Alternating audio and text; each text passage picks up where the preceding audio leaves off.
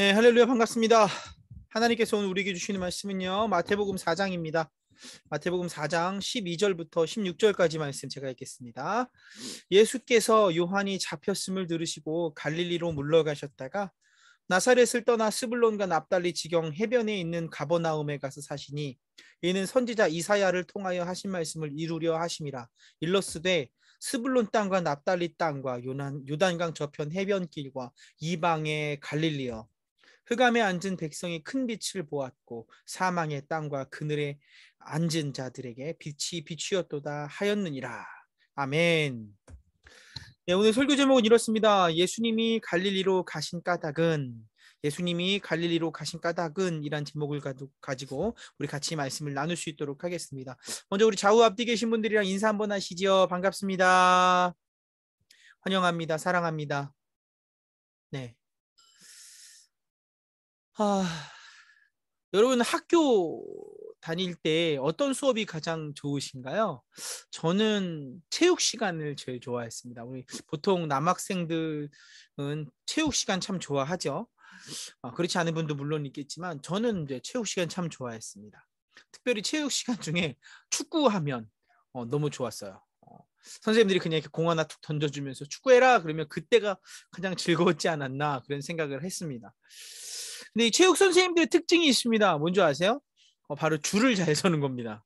줄 서는 걸 되게 중요하게 여기서 이렇게 딱 우리 오화열이라고 말을 하잖아요. 우리 좌우 앞뒤로 이렇게 쭉 잘 맞추는 거. 줄이 삐뚤어지는 건 정말 선생님들 되게 싫어하셨던 것 같아요.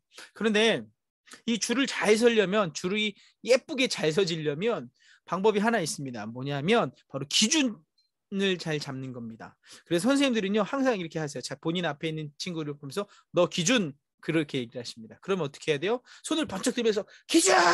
하고 소리를 크게 질러야 합니다. 왜냐하면 주변 친구들이 다 볼 수 있게요. 그래서 그 기준을 중심으로 뭐 양팔 간격이면 양팔 간격, 뭐 한팔 간격이면 한팔 간격, 뭐 반팔 간격이면 반팔 간격, 뭐 이렇게 모였었죠. 근데 이 기준이 흔들리면 절대 안 돼요. 기준이라고 하면서 막 자신이 왔다 갔다 하면 친구들이 줄을 맞출 수 있어요, 없어요? 맞출 수가 없습니다. 그래서 기준은요 항상 제자리에 있고 다른 사람들이 그 기준에 잘 맞춰서 줄을 서야 했었습니다. 근데 우리 삶 속에요 이처럼 흔들리지 않는 그런 기준이 좀 필요합니다. 왜냐하면 우리 인생이 정말 아름다우려면요 올바른 기준이 필요하고요 올바른 기준을 따라 살아가야 하기 때문입니다. 그래서 진짜 올바른 기준이 필요한 거죠. 그러니까 즉 기준이 올바르지 않으면 올바른 삶을 살 수 없고요. 또 기준이 올바르다고 해도 그 기준을 따르지 않으면 정말 그 삶이 아름답기가 어렵다는 것입니다.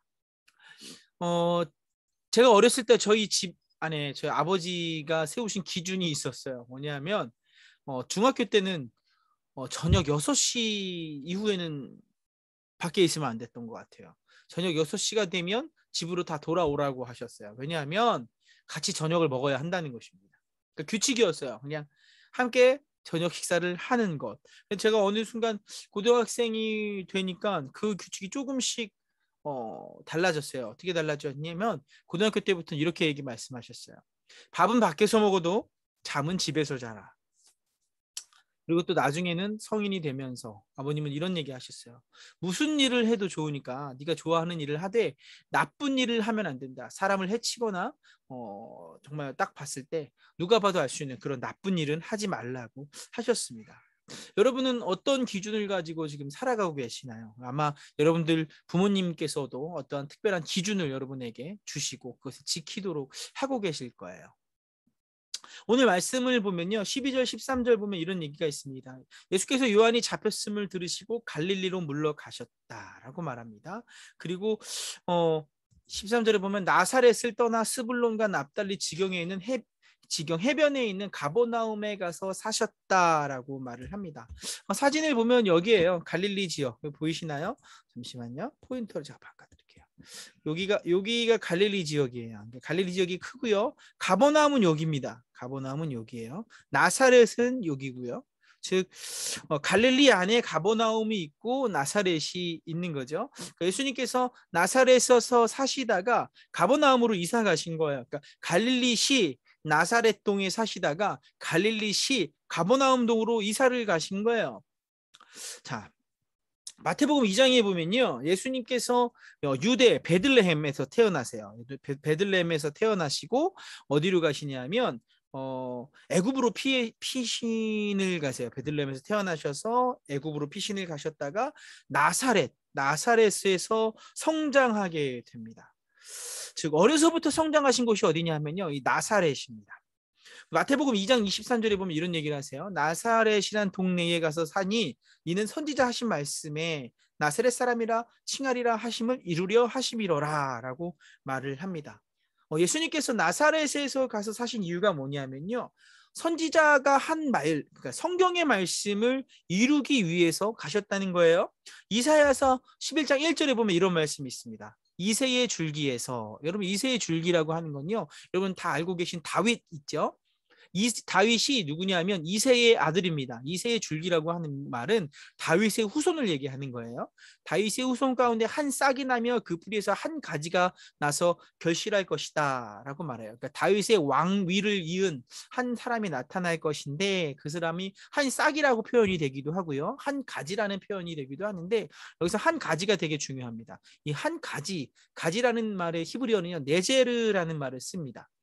근데 이 네제르에서 무슨 말이 나오냐면요, 바로 나사렛이라는 말과 연결이 된 거예요. 즉 예수님께서 나사렛에서 사시는 이유가 뭐냐면 예수님이 이새의 줄기에서 난 그 한 가지라는 것을 우리에게 보여주시는 거예요. 예수님이 다윗의 후손이시고 한 가지다, 즉 약속된 메시아시라는 거예요. 그렇기 때문에 어디 가서 사셨다고요? 나사렛에서 가서 사셨다는 겁니다. 하나님의 말씀을 이루기 위해서. 그런데 오늘 성경 보세요. 오늘 성경 마태복음 4장에서 보면 나사렛에서 어디로 가셨다고요? 가버나움으로 가셨다는 거예요. 그럼 왜 가버나움으로 가셨을까요? 가버나움으로 간 이유는 이거예요. 마태복음 4장 14절에 나와요. 이는 선지자 이사야를 통하여 하신 말씀을 이루려 하심이라. 뭐라고요? 말씀을 이루기 위해서 나사렛에서 가버나움으로 이사 가셨다는 거예요. 과거에 하신 하나님의 말씀, 하나님의 약속을 이루기 위해서 가신 거예요. 즉 예수님이 다윗의 후손으로 오신 것도, 나사렛에서 사신 것도, 그리고 가버나움으로 이사를 가신 것도 모두 다 말씀을 이루기 위해서 하셨던 일인 거예요. 예수님께서는 어떤 기준이 있었냐면 하나님의 말씀, 하나님의 성경의 성경을 기준으로 삼아 살아가셨던 것입니다. 자, 사실 이 가버나움, 갈릴리 땅, 이 땅은요 사람들이 좋아하는 땅이 아니에요. 오늘 말씀만 봐도 스불론 땅과 납달리 땅과 요단강 저편 해변길과 이방의 갈릴리여라고 말하면서 흑암에 앉은 백성이 큰 빛을 보았고, 예수님이 그 지역 갈릴리 지역으로 갔기 때문에 흑암에 앉은 백성이 큰 빛을 봤다는 거예요. 큰 빛이 누구예요? 예수님이죠. 그러면 그 갈릴리 지역은 어때요? 흑암이 있는 곳인 거예요. 사망의 땅과 그늘에 앉은 자들에게 빛이 비추었다. 그곳은 흑암이 있고 사망이 있고 그늘 같은 곳이었다는 거죠. 어디가요? 갈릴리가 그랬다는 거예요. 그러니까 별로 좋은 곳이 아닌 거죠. 그 당시 유대인들이 있잖아요. 유대인들 가운데 사회에서 인정받는 엘리트들은 어디 살았냐면요, 갈릴리가 아닌 예루살렘에서 살았습니다. 지도 한번 다시 볼게요. 자, 요 갈릴리, 위쪽 갈릴리가 아닌 요 밑에 지역, 유대 지역에서 살아가요. 물론 이 중간에 사마리아에서 살지는 않습니다. 여기 보면 유대 지역에서 살고요, 특별히 여기 예루살렘 지역에서 살아요. 그 엘리트들은요 유대 지역에서 살고 특별히 어디 산다고요? 예루살렘에서 살아갔습니다. 자, 그런데 이 유대 사람들, 예루살렘 사람들이 이 갈릴리를 어떻게 생각했냐면요, 부정한 곳이라고 생각했어요. 왜냐하면 이 지역이요, 보세요. 이 성경을 보면 이 아셀 지파, 납달리 지파, 갈릴리 바다를 중심으로 스불론 지파, 특별히 납달리와 스불론 지파가 살아가던 곳이 갈릴리입니다. 갈릴리인데 요 사람들이요, 여호수아에게서 땅 분배를 받지만 이때 원래 이곳에 살고 있던 가나안 주민들을 쫓아내지 못합니다. 그러니까 혼합돼서 살아갔어요. 혼합돼서. 그러니까 하나님의 백성들만 산 곳이 아니라 혼합된 민족이 살아갔어요. 그리고 나서 훗날 어떤 일이 벌어지냐면요. 솔로몬 아시죠? 다윗의 아들 솔로몬이 성전을 짓고 또 뭐죠? 그 왕궁을 지으면서 두로 왕 히람이라는 사람에게 신세를 집니다. 그래서 뭐라냐 하면 이 두로 왕 히람에게 이 갈릴리 이 지역 성읍 20개를 주어버려요. 그러니까 이곳에서 두로 왕 히람이 다스리기 시작한 거예요. 두로 사람들이 들어와서 살기 시작하는 거예요. 이후에 어떤 일이 또 벌어지냐면요. 남왕국과 북왕국으로 이제 이스라엘이 나뉘었을 때에 북왕국에서 살아가는 사람들이 아수르에 의해서 멸망하게 됩니다. 이 지역이요, 이 북쪽 지역이 아수르에 의해서 그냥 멸망해 버린 거예요. 그때 아수르가 어떻게 하냐면요, 원래 살던 사람들을 아수르 전국에 흩어버리고요, 그 아수르 지역에서 살던 이방 사람들을 이곳 북왕국 이스라엘로 와서 살게 하신 거예요. 갈릴리 지역에 살게 한 거죠. 즉, 이 갈릴리 지역은 엄청나게 여러 민족들이 혼합돼서 살아가는 곳, 그것이 바로 갈릴리였던 것입니다.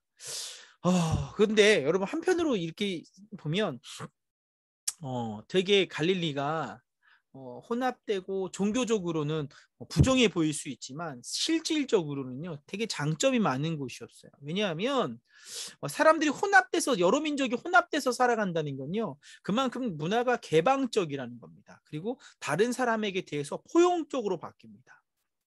특별히 갈릴리 지역은요, 풍부해요. 농산물이 풍부합니다. 곡물도 풍부하고 목초지가 많았어요. 그리고 이 겉으로 지나가게 되는 해변길이 있어요. 이 해변길을 따라서 과거의 아라비아 상인들과 이 시리아 상인들이 무역을 했어요. 그리고 로마가 점령한 후에는 이쪽에는 해변길 따라서 도로가 포장이 됩니다.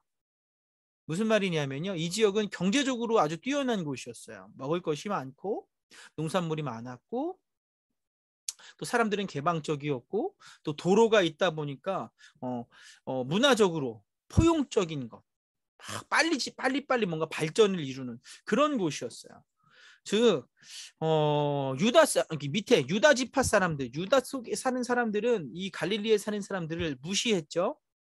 왜요? 저 사람들은 혼합된 민족이 살아간다는 거예요. 하나님이 보시기에 부정하다는 거죠. 그러면서 무시했었어요. 자신들은 하나님이 보시기에 조금 더 거룩하고 더 나은 사람이라는 생각을 갖고 누가 살아가요? 유다 사람들, 예루살렘에서 모여서 살아가는 사람이 그렇게 생각했다는 거예요. 갈릴리 지역은 수준이 낮은 사람이야 라고 생각했었어요. 그것이 예루살렘 사람들만 그랬던 것이 아니라 이 갈릴리에 살았던 사람들도 스스로 그렇게 생각했었어요. 비록 자신들이 경제력을 가지고 있고 문화적으로 더 뛰어나긴 하지만 한편으로는 항상 예루살렘 사람들을 생각하면서 낮은 자존감을 갖고 있었던 거죠. 우리는 저 사람들보다 못해. 보면 요한복음 7장에 보면 이런 말씀이 있어요. 그 형제들이 예수께 이르되, 예수님의 형제들이 말하는 거예요. 당신이 행하는 일을 제자들도 보게, 다른 사람들도 보게 여기를 떠나라는 거예요. 갈릴리를 떠나서 어디로 가라고요? 유대로 가라는 겁니다. 예루살렘으로 가라는 거예요. 스스로 나타나기를 구하면서 묻혀서 일하는 사람이 없는데 당신이 이렇게 일을 하려면 그곳을 세상에 나타내라는 거예요. 예루살렘으로 가서 많은 사람들 앞에서 보이라는 거죠. 인정받으라는 거예요. 왜 출세하려고 하면서 이 갈릴리에 있냐는 거죠. 그러면서 스스로를 낮게 여기고 있는 거예요. 스스로를 무시하고 있는 겁니다. 왜 갈릴리에 있습니까? 예루살렘으로 가야지. 그런데 예수님께서 이 갈릴리로 가신 것, 가장 중요한 건 이거죠. 하나님의 말씀을 이루기 위해서 가셨다는 거예요. 근데 한편으로 이렇게 생각할 수 있어요. 예수님께서는요, 처음부터 한 민족, 그냥 유대 민족의 메시아로서 오신 것이 아니라 온 세상의 구세주로 오셨다는 거예요. 민족적인 것을 뛰어넘고 혈통적인 것을 뛰어넘죠. 물론 원래 처음부터 이스라엘 백성은요, 혼합적이었습니다. 단일 혈통이 아니었어요. 이스라엘이라는 민족, 그러니까 신앙 공동체는요, 하나님께 그냥 들어오면 누구든지 들어올 수 있는 공동체였어요. 할례를 받기만 하면 누구나 하나님의 백성이 될 수 있었어요. 믿음만 가지면 누구나 하나님의 백성이 될 수 있었죠. 자, 그런데 어쨌든 그 당시 사람들은 이 갈릴리 지역이 어땠대요? 가장 어둡다고 생각하는 곳이었어요. 이방인들이 모여 살고 부정한 자들이 모여 사는 곳. 별로 별 볼 일 없는 사람들이 모여 사는 곳, 무시당할 만한 사람들이 모여 사는 곳, 그것이 어디요? 갈릴리였습니다. 그런데 예수님은 그곳으로 가셨어요. 왜요? 말씀을 이루기 위해서 가신 것입니다. 물론 예수님이 나중에 예루살렘도 갑니다. 근데 예수님이 예루살렘으로 가신 이유가 뭔가요? 예수님은 출세하기 위해서, 사람들에게 나타나기 위해서 가시지 않았습니다. 예수님이 예루살렘에 가신 이유는 뭐냐면 죽으러 가셨어요. 유명해지러 가신 것이 아니라 십자가에 못 박히기 위해서 예루살렘으로 가셨습니다. 즉 예수님은요, 갈릴리에 계실 때도 말씀 때문에 계셨고요, 죽음 당할 것을 알면서 예루살렘으로 가실 때도 말씀 때문에 갔습니다. 예수님의 삶의 기준은 딱 한 가지였어요. 하나님의 말씀이었습니다. 오로지 그분의 뜻을 이루기 위해서 사셨어요. 그렇게 세상에서 가장 아름다운 삶을 사신 분, 정말로 하나님의 아들이면서 인간이 되셔서 가장 아름답게 사신 모습을 예수님이 우리에게 보여주신 거예요. 가장 아름다운 하나님의 사랑을 우리 삶 가운데 보여주셨는데, 그 방법이 뭐냐 하면 하나님의 말씀대로 살아가는 것이었습니다. 그런데 이렇게 하나님의 뜻을 이루기 위해서 말씀대로 사셨던 예수님이 예수님의 제자들을 부릅니다. 여러분, 예수님이 제자들을 왜 불렀을까요? 정말 많은 것을 생각할 수 있지만 이거예요. 예수님이 나중에 십자가에 못 박혀 돌아가시고 부활하시고 승천하시고 나면, 예수님이 이 세상을 떠나가시고 나면 성령 하나님과 함께 예수님이 했던 그 일들을 똑같이 할 사람들이 필요한 거예요. 예수님이 안 계셔도, 물론 계시지만 예수님이 이 땅 가운데 보이지 않아도 예수님의 일을 할 사람이 필요했고, 예수님은 그 사람들을 선택하셨어요. 즉 하나님의 말씀대로 살아갈 사람들을 선택하신 거예요. 제가 옛날에 태권도장에서, 옛날도 아니죠, 한 2년 전에 태권도장에서 일을 했었습니다. 한 태권도장에서 한 13년이 넘게 일을 했었는데요. 가르치는 사람으로서 언제가 기쁘냐 하면요, 좋은 제자를 만나면 되게 기쁩니다. 가르치는 걸 쏙쏙 받아들여요. 하나를 가르치면 열을 아는 아이들이 있어요. 정말로 그래요. 그러면요, 정말 기분이 좋습니다. 즉 가르치는 자가 누구를 잘 만나야 되냐 하면요, 배우는 사람을 잘 만나야 해요. 많은 사람들이 내가 좋은 스승을 만나고 싶어 하잖아요. 그것과 마찬가지로 좋은 스승도요, 좋은 제자를 만나야 합니다. 그래야 이게 정말 아름다운 그 효과가 나타나요. 좋은 스승이 좋은 제자를 만들고요, 좋은 제자가 좋은 스승을 만들죠.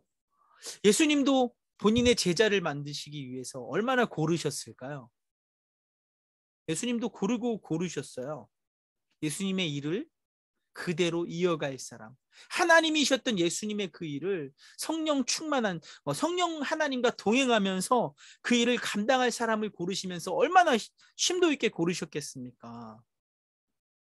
마태복음 4장 8절에 보면 이런 말씀이 있어요. 4장 18절에서 20절입니다. 제가 읽을게요. 갈릴리 해변을 다니시다가 두 형제 곧 베드로라 하는 시몬과 그의 형제 안드레가 바다에 금을 던지는 것을 보시더니 그들은 어부라 말씀하시되 나를 따라오라. 내가 너희를 사람을 낚는 어부가 되게 하리라 하시니 그들이 곧 그물을 버려두고 예수를 따르니라. 아멘. 예수님께서 갈릴리 해변을 가셨어요. 일부러 가신 거예요. 그냥 심심해서 놀러 가신 것이 아닙니다.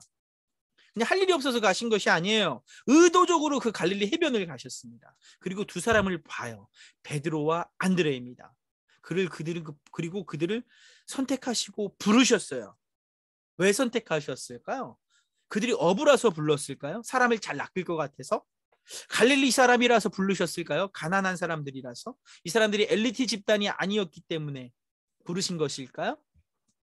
여러분, 우리가 착각하는 것들이 하나 있어요. 하나님은 가난한 자의 편이라는 거예요. 하나님은 가난한 자의 편일까요? 부자의 편은 아니실까요?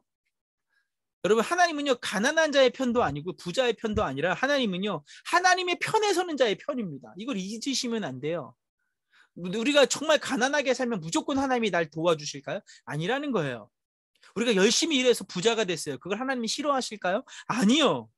중요한 건 이거예요. 우리가 하나님의 편에 서 있느냐 아니냐. 하나님이 선택하는 사람들은요, 하나님이 보시기에 딱 선택하는 사람들은 사실 이거예요. 하나님의 편에 설 사람들을 하나님이 선택하세요. 가난하기 때문에 선택하는 것도 아니고요, 부자이기 때문에 멀리 하시는 것도 아니에요. 오늘 예수님께서 베드로와 안드레를 부르신 이유를 보면 우리가 알 수 있습니다. 첫 번째는요, 이들이 뭐라고 있냐면요, 금을 던지는 것을 보면서 그들을 선택합니다. 그런 거잖아요. 금을 던지는 것을 보시니 말씀하실 때 나를 따라오라는 거예요. 근데 그들은 어부라는 건 설명인 거죠. 그물을 던지는 것을 보시면서 그들을 부르신 거예요. 여러분, 어부가 금을 던지는 게 신기한 일인가요? 정말 그냥 신기한 일이 아닌 것 같잖아요. 그런데 왜 부르셨냐면요, 우리 잘 들어보세요. 우리는요 그물 하면 어떤 그물을 떠오르냐면 투명한 그물, 물고기들이 잘 못 볼 그물을 생각합니다. 그런데 이렇게 투명한 아주 탄탄한 실이 생긴 건 1950년이 넘어서 생겼다고 합니다. 그 이전에는요 이렇게 깨끗하고 투명한 실로 그 물고기를 잡을 수 없었대요. 그러니까 눈에 보이는 거죠. 여러분, 지금보다 물이 훨씬 깨끗했겠죠? 물이 깨끗한 곳에 눈에 보여지는 그물을 치면 고기가 글로 들어갈까요? 안 들어갈까요? 안 들어가죠. 그래서 어부들이 언제 일을 하냐면요, 캄캄한 밤에 일을 합니다. 캄캄한 밤에 물고기를 잡아요. 근데 지금 예수님께서 다니시는 걸 보니까 아침이에요. 최소한 아침. 낮은 아닌 것 같고요. 이들이 아침까지 뭘 하고 있어요? 물고기를 잡고 있는 거예요. 그러니까 예수님이 보셨던 건 뭐예요? 끝까지, 일이 끝날 때까지 끝까지 최선을 다하는 사람이라는 거예요. 누가요? 이 베드로와 안드레가 그래요. 되게 우직한 성격을 갖고 있는 거예요. 성실한 사람이라는 겁니다. 그것을 보시고 예수님께서 부르신 거죠. 근데 이때 베드로와 안드레가 어떻게 합니까? 20절이요. 그들이 곧 그물을 버려두고 예수를 따랐다는 겁니다. 이건요, 하던 일 내팽개치고 그냥 무조건 가버렸다 이 말이 아니라요, 이들의 결단력을 보여주는 거예요. 어부의 일이 하찮은가요? 아니요, 되게 중요합니다. 이 어부도 직업이잖아요. 모든 직업은 성스러운 거예요. 근데 여기서 말하고 있는 건 이거예요. 이들이 어부로 살다가 예수님이 부르시자 예수님의 그 부르심을 따라갔다는 거예요. 그들의 초점이 하나로 모였다는 거예요. 하나를 얻기 위해서 그러니까 하나를 얻기 위해 하나를 내려놓은 거예요. 하나를 선택하기 위해 하나를 버렸다는 겁니다. 예수님을 선택하기 위해 어부의 삶을 내려놓았다는 거예요. 여러분, 이 사람들이 왜 예수님의 제자가 되었느냐? 첫 번째 말을 하면요, 이들이 자신의 일에 성실했기 때문입니다. 둘째는요, 이들이 예수님의 부름에 순종하고 응답했기 때문에 그런 거예요. 초청에 응답해서 따라갔기 때문인 거예요. 다른 말로 예수님의 편에 선 거예요. 마태복음 19장에 보면요, 이런 얘기가 있습니다. 예수님께서 이 갈릴리에서 사역을 마무리하시고 유대 땅 예루살렘으로 갑니다. 그때 어떤 한 사람이 나와요. 오더니 예수님한테 막 어떻게 하면 영생을 얻을 수 있겠습니까? 그런 물음을 가져요. 근데 이 사람이 어떤 사람이냐면요, 하나님의 율법을 잘 지키는 사람이었어요. 그래서 예수님께서 그런 얘기를 해요. 네가 가지고 있는 소유를 다 팔아 가난한 사람에게 나눠주고 너는 나를 따르라라고 해요.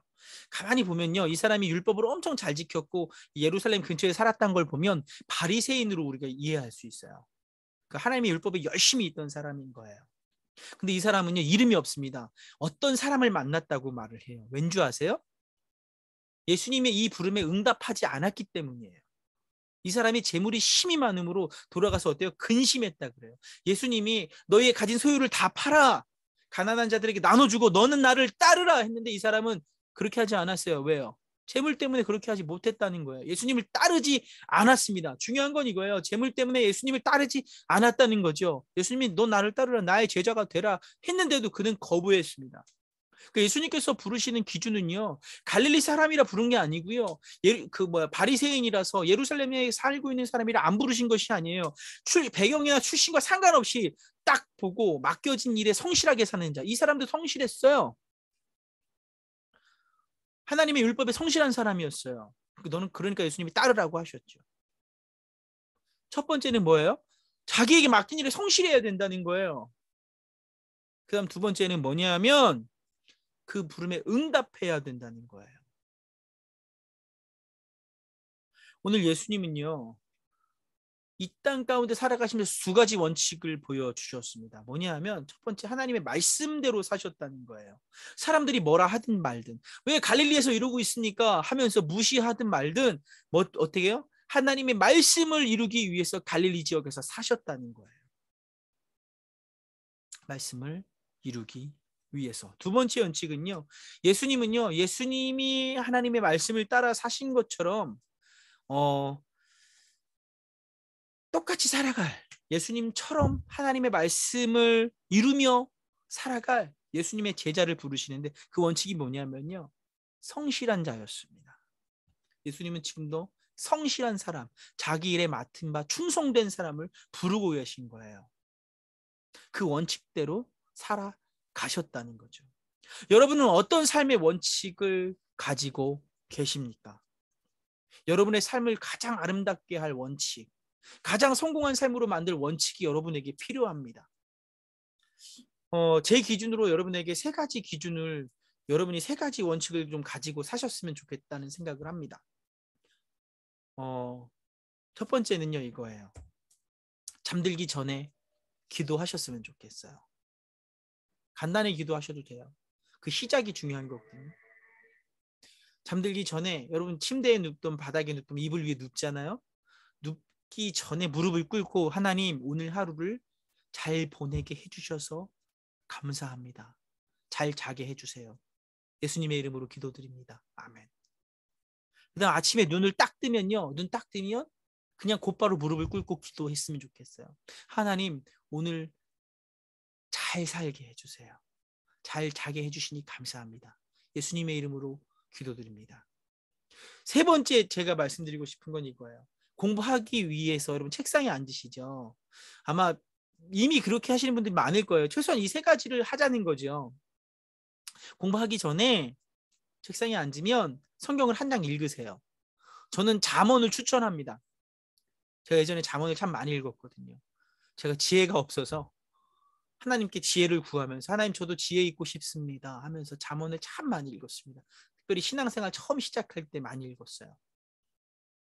여러분, 제가 왜 그러냐면 잠언은요, 특별히 어렵지가 않아요. 설명이 필요 없습니다. 이건 해석이 필요 없어요. 그냥 읽으면 돼요.